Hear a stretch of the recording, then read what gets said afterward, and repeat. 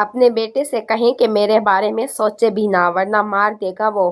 ناظرین، کفارہ ڈرامے کی نیکسٹ ایپیسوڈ کی فل کہانی میں آپ لوگ دیکھیں گے کہ جب سلار سلمان کی بےعزتی کرتا ہے تو سلمان کو بہت زیادہ غصہ آتا ہے اور اسی بےعزتی کا بدلہ لینے کے لیے وہ اپنے گھر والوں سے کہتا ہے کہ مجھے ستارہ سے شادی کرنی ہے اور آپ لوگ اس کا رشتہ جا کر مانگے میرے لیے۔ جبکہ اس کی ماں کہتی ہے کہ وہ لڑکی جس کے میں شکل بھی نہیں دیکھنا چاہتی، جس سے میں اتنی نفرت کرتی ہوں، تم کہہ رہے ہو کہ اس کا رشتہ جا کر مانگوں میں؟ جس پر وہ کہتا ہے کہ ہاں، کیونکہ میں اس کے علاوہ کسی سے بھی شادی نہیں کروں گا۔ اور باقی رہی رشتے کی بات، تو اگر آپ لوگ نہیں جائیں گے تو میں خود ہی جا کر ماموں سے بات کر لوں گا۔ دوسری طرف ناظرین، سلار کی وجہ سے اس کے گھر والے بہت زیادہ پریشان ہیں اور سب سے زیادہ اس کی ماں، جو کہ اس سے ناراض ہو کر چلی جاتی ہے۔ جبکہ ناظرین، سلار کی آپی اس سے کہتی ہے کہ تمہیں ایسا نہیں کرنا چاہیے، تم کیوں ہم سب کو ہرٹ کر رہے ہو، کیوں یہ سب کر رہے ہو؟ جس پر وہ کہتا ہے کہ ہاں میں یہ سب کر رہا تھا لیکن ہمدردی کی وجہ سے، لیکن اب بالکل بھی نہیں، اب ویسے بھی میں اس ملک کو چھوڑ کر چلا جاؤں گا۔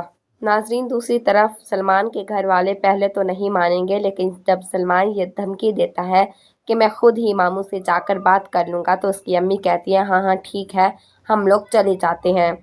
ستارہ کے گھر جاتے ہی نمی تو ستارہ پر ٹوٹ پڑتی ہے اور کہتی ہے کہ تمہیں اس کے علاوہ اور کوئی کام نہیں ہے کہ رشتہ داروں سے فائدے اٹھاتی پھرتی ہو؟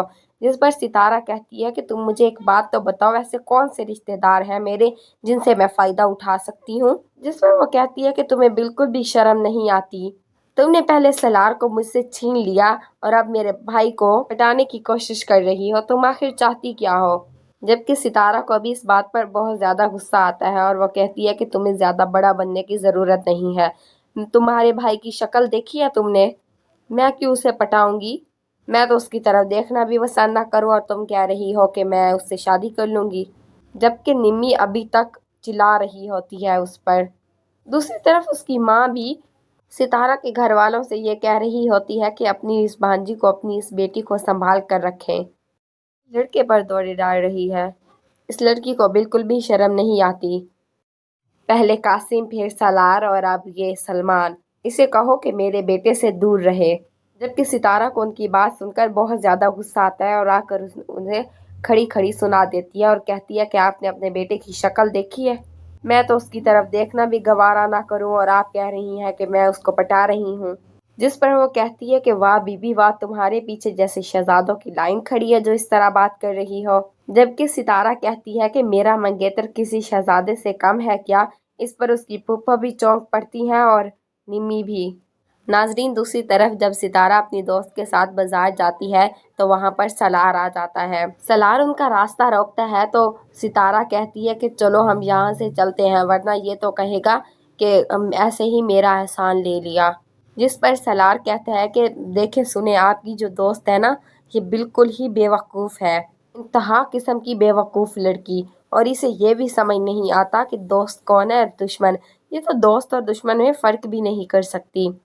اور سلار کہتا ہے کہ آپ کی دوست کو تو بات کرنے کی تمیز نہیں ہے۔ جس پر ستارہ کہتی ہے کہ آپ کو بات کرنے کی تمیز ہے، لوگوں کا پیچھا کر کے اپنی دولت کا بھرم جھاڑتے ہیں آپ، اور دوسروں کو تمیز سکھانے چلے ہیں۔